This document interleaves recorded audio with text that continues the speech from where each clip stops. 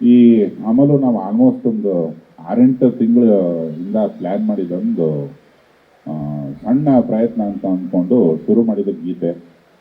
ಇದಕ್ಕೆ ಇನ್ನೊಂದು ಬಾಯಾರಿಕೆಗೆ ಏನು ಕಾರಣ ಅಂತ ಇದ್ರದ್ದು ಕಂಟಿನ್ಯೂಷನ್ ಇನ್ನೊಂದು ಹಾಡು ಬರುತ್ತೆ.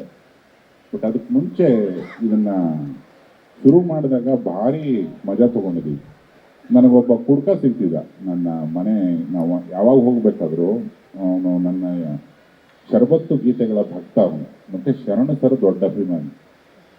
ಅವನು ಎಷ್ಟು ಟೈಟಾಗಿ ಸಿಗೋನು ರಾತ್ರಿ 11-12 ಅಂದರೆ ಯಾವಾಗಲೂ ಹೇಳೋನು, ನೋಡೇ ಎಣ್ಣೆಲಿ ಹೇಳ್ತೀನಿ ಅಂತ ತಿಳ್ಕೊಬಿಡಿ, ನಾ ಕುಡ್ದಿಲ್ಲ ಅದು. ಪ್ರತಿ ಕುಡ್ಕ ಹೇಳೋದು, ನಾನು ಎಣ್ಣೆಲಿ ಹೇಳ್ತೀನಿ ಅನ್ಕೋಬೇಡಿ, ಎಣ್ಣೆಲಿ ಮಾತಾಡ್ತಿದ್ದೀನಿ ಅನ್ಕೋಬೇಡಿ ಅಂತ ಹೇಳೋದ ಅಂದ್ರೆ ಅವನು ಟೈಟ್ ಆಗಿದ್ದಾರೆ ಅಂತಲೇ ಅರ್ಥ. ಹಂಗಾರೆ ಯಾರು ಟೈಟ್ ಆಗಿರೋದು ಅಂತ ಒಂದು ದಿವಸ ನನ್ನ ಪ್ರಶ್ನೆ ಬಂತು.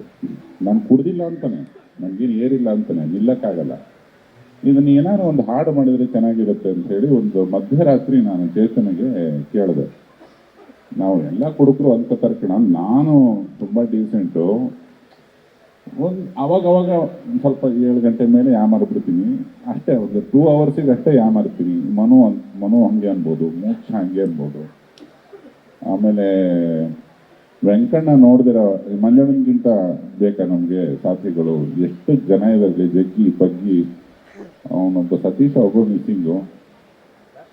ಮಾಧ್ಯಮ ಮಿತ್ರ ಜೊತೆಗೇನೆ ಎಷ್ಟೋ ಶರಬತ್ತು ಕಥೆಗಳಾಗಿದೆ ನಮ್ದು. ಅಲ್ಲ ಶರಬತ್ತಣ್ಣ, ನೀವು ಶರಬತ್ತು ಕೂಡ ಇಲ್ಲ ಮಂಜಣ್ಣ. ಒಂದು ಅಮಲು ಅಂದರೆ ಕ್ಲೀನಾಗಿ ಅಂಟುತ್ತೆ ಶರಣ್ ಸರ್, ಅದನ್ನ ನಟಿಸಿ ತೋರಿಸ್ತಾರೆ.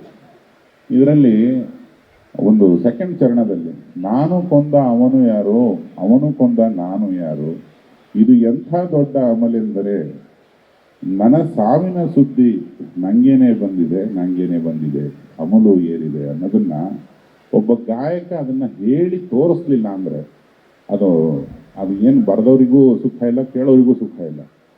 ಅದೊಂದು ಕನ್ನಡತನ, ಅದೊಂದು ಗಾಯಕಿ, ಅದೊಂದು ಉತ್ತರ ಕರ್ನಾಟಕದ್ದು ಯಾವ್ದು ಅವರಿಗೆ ಶಾಸ್ತ್ರೀಯವಾಗಿ ಇದು ಉತ್ತರ ಭಾರತದ ಸಂಗೀತ, ದಕ್ಷಿಣ ಭಾರತದ ಸಂಗೀತ ಇವನ್ನೆಲ್ಲ ನಾನು ಕಲ್ತಿಲ್ಲ ಅಂತಾರೆ.